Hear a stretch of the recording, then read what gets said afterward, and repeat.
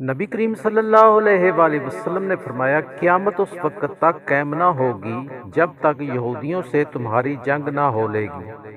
اور وہ پتھر بھی اس وقت تک اللہ تعالیٰ کے حکم سے بول اٹھیں گے جس کے پیچھے یہودی چھپا ہوا ہوگا کہ اے مسلمان، یہ یہودی میرے آڑ لے کر چھپا ہوا ہے، اسے قتل کر ڈالو۔ حضرت زار بن حبیش سے روایت ہے کہ انہوں نے بیان کیا کہ میں حضرت صفوان بن اسال مرادی کی خدمت میں حاضر ہوا۔ انہوں نے کہا، کس کام سے آئے ہو؟ میں نے کہا، علم حاصل کر کے لوگوں میں پھیلانے کے لیے۔ انہوں نے کہا، میں نے اللہ کے رسول صلی اللہ علیہ وآلہ وسلم سے سنا ہے، آپ نے فرمایا، جو شخص اپنے گھر سے علم کی تلاش میں نکلتا ہے، اس کے عمل سے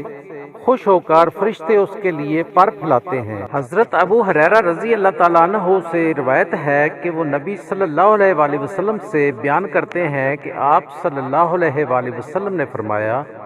جو شخص اللہ پر ایمان اور یوم آخرت پر یقین رکھتا ہو، وہ اپنے پڑوسی کو تکلیف نہ دے۔